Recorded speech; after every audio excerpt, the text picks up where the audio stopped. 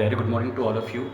आज हम अर्थशास्त्र के एक टॉपिक प्रोड्यूसर इक्विलिब्रियम के बारे में पढ़ेंगे, जिसे आप उत्पादक का संतुलन भी कह सकते हैं। जैसा कि आपको विगत होगा कि इससे पहले मैंने एक वीडियो क्लिप भेजी थी यूट्यूब पर, मैंने उसे अपलोड भी किया था, जिसमें ये बताया गया था कि आइसोप्रोडक्ट कर्व किसे कहा जाता है। तो वहाँ पे आपने ये चीज़ जानी कि किसी तरह हम एक उत्पादन की निश्चित मात्रा को प्राप्त करने के लिए विभिन्न उत्पादन के जो घटक हैं उनका किस तरीके से समावेश करते हैं, उनका सम्मिश्रण किस प्रकार करते हैं कि जिससे हमें एक समता उत्पादन प्राप्त होता है। उसी के आधार पर मैं आपको आगे प्रोड्यूसर इक्विलिब्रियम के बारे में बताना चाहूँगा। बेसिकली बात यह है कि आइसोप्रोडक्ट कर्व एनालिसिस जो है, इसे पूरा जानने के लिए हमें आइसोप्रोडक्ट कर्व के बारे में समझना होता है, जो हम पहले पढ़ चुके हैं। और इसके अलावा हमें आइसोकॉस्ट लाइन, ये भी एक महत्वपूर्ण तत्व है, और जिसे आज हम प्रोड्यूसर इक्विलिब्रियम के अंतर्गत, ये जो टॉपिक है मैं आपके सामने प्रस्तुत करने जा रहा हूँ, इसके अंतर्गत आप पढ़ेंगे। तो देखिए, शुरुआत यहाँ से होती है। पहली बात तो ये है कि कोई भी उत्पादनकर्ता जो होता है उसके पास यही समस्या बनी होती है कि वो अपने विभिन्न साधनों का किस मात्रा में उपयोग करे, उनका समावेश करे कि उसे एक समता उत्पादन प्राप्त हो। यहाँ पर यह भी बात है कि अपने उत्पादन बढ़ाने के लिए वो श्रम या पूंजी, उन सब का संयोग इस प्रकार करना चाहता है कि उसके पास जो भी बजट है या जो भी उसके पास पैसे की उपलब्धता है, उनको उन साधनों की जो कीमतें हैं उस दौरान उन पर खर्च करने से कितनी उपलब्धता प्राप्त हो सकती है। तो इसी बात में जानने के लिए एक ज़रूरी पॉइंट ये है आपके पास कि जो प्रोड्यूसर इक्विलिब्रियम है हमें यही समझाता है कि किन्हीं दो साधनें जो हमारे पास इस समय हैं, जैसे श्रम और पूंजी, उन पर किस हिसाब से व्यय किया जाए कि जिससे हमें अधिकतम आउटपुट मिले या अधिकतम हमें उत्पादकता की प्राप्ति हो। इसमें गौर करने वाली बात ये भी है कि इसमें एक उत्पादनकर्ता अपने बजट का भी ध्यान रखता है। तो इस चीज़ को समझने के लिए हमने श्रम लागत रेखा यानी आइसोकॉस्ट लाइन का हमें हेल्प लेनी पड़ेगी, जिसके अंतर्गत हम दो चीज़ें यहाँ पे देखेंगे कि किन्हीं दो साधनों का प्रयोग, उनकी बीच की कीमतें और जो पैसा उत्पादनकर्ता के पास उपलब्ध है वो किस हिसाब पर उन पर व्यय करेगा कि उसको उस पर अधिकतम मुनाफा अर्जित हो पाए। तो इस चीज़ को समझने के लिए सबसे पहले एक यहाँ पे सारणी बनाई गई है, जिसके आधार पर आप यहाँ पे देख सकते हैं कि सारणी जो है वो उत्पादन साधनों की कीमतों तथा उन पर किए गए व्यय यानी खर्चों को दर्शाती है। मान लीजिए दो आपके पास फैक्टर इनपुट्स हैं, लेबर और कैपिटल। लेबर की कीमत मान लीजिए ₹1 है और पूंजी की कीमत है आपकी ₹2। तो जो उत्पादन करता है उस पर खर्च करने का जो बजट है, जो प्रावधान है, वो जैसा हमने यहाँ पे सपोज किया है वो सिर्फ ₹60 है टोटल एक्सपेंडिचर। तो अब उसके ऊपर आता है कि वो किस तरीके से लेबर और कैपिटल के बीच में एक तालमेल बैठाएगा, एक समायोजन करेगा कि जिससे उसको ₹60 के अंतर ही उन दो विभिन्न घटकों का सम्मिश्रण इस प्रकार होना चाहिए उनकी इकाइयों का कि उसे उत्पादनकर्ता को ₹60 में समता उत्पादन प्राप्त हो।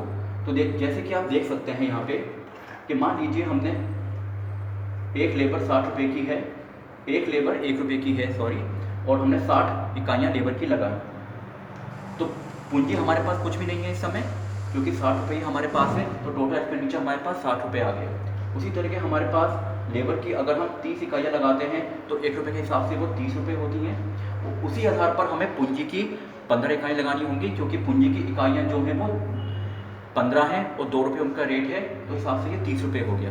₹30 की लेबर, ₹30 की पूंजी, इस हिसाब से आपका टोटल एक्सपेंडिचर कितना आ गया? ₹60। तीसरी बात जो है हमारे पास कि हमने 20 इकाइयाँ जो हैं वो लेबर की लगाई हैं ₹1 के हिसाब से, तो ये आपके पास ₹20 प्रदर्शित यहाँ पे कर रहा है। तो उस हिसाब से आपके पास पूंजी की इकाइयाँ भी 20 होनी चाहिए, जिसका प्राइस जो है ₹2 है प्रति इकाई, तो ये कितना हो गया? 40। तो ₹20 की लेबर, ₹40 की आपकी क्या हो गई? पूंजी, दोनों को मिला के हो गया 60। इस तरीके के नीचे भी हमने लेबर को 40 इकाइयाँ यहाँ पे प्रदर्शित की हैं ₹1 के हिसाब से, इस पर व्यय किया है, तो ₹40 यहाँ पे शो कर रहा है। और कैपिटल के 10 इकाइयाँ हैं ₹2 के हिसाब से, तो आपके पास आता है कुल योग 20, और उसका टोटल एक्सपेंडिचर हम वही सेम पे करेंगे, यानी कितना वहन कर सकते हैं, 60 रुपये। इसी तरह लास्ट में भी हमने क्या किया, लेबर में कोई हमने इकाई नहीं लगाई, हमने क्या किया, पूरा पूंजी जो है 30 इकाइयाँ उसे विनियोजित की है, उसमें 2 रुपये के हिसाब से 60 रुपये, तो टोटल एक्सपेंडिचर आपका 60 रुपये आ गया। इसी को मैंने नीचे एक चित्र से भी प्रदर्शित किया है, जैसे आप नीचे देख सकते हैं कि चित्र में एक चीज़ बताई गई है कि मान लीजिए एक्स एक्सिस पे मैंने लेबर को शो कर दिया है और वाई एक्सिस पे मैंने कैपिटल यानी पूंजी को शो कर दिया है।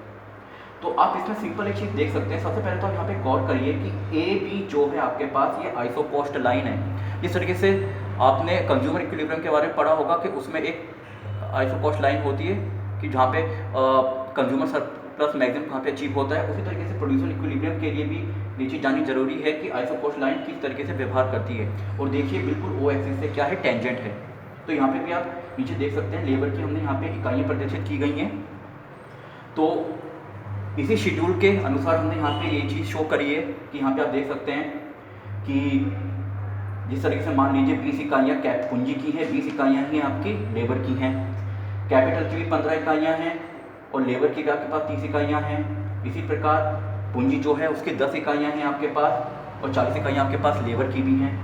इसी दौरान हमने यहाँ पे एक चीज़ और शो करी है कि अगर हम 60 इकाइयाँ यहाँ पे लेबर की लगाते हैं तो 0 इकाई ही आपके पास पूंजी की भी होगी, यानी वहाँ पे पूंजी नहीं लगेगी। इसी हिसाब से अगर आप लेबर की 0 इकाई लगाते हैं तो हमें 30 इकाइयाँ जो है पूंजी की लगानी होंगी। तो इसलिए आप देखेंगे कि ए बी जो आइसोकोस्ट लाइन है वो बिल्कुल इस तरीके से क्या है, एक्स और वाई एक्सिस को छू रही है और बिल्कुल टेंजेंट है।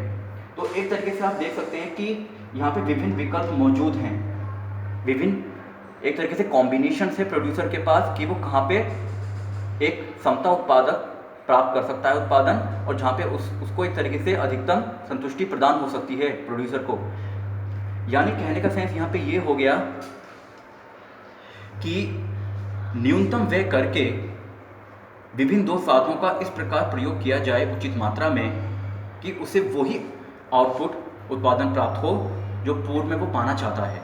अब यहाँ पे बात ये आती है कि वो उनका समावेश किस हिसाब से करता है, तो वो चीज़ आपको प्रोड्यूसर इक्विलिब्रियम के हिसाब से बताई गई है। Thank you.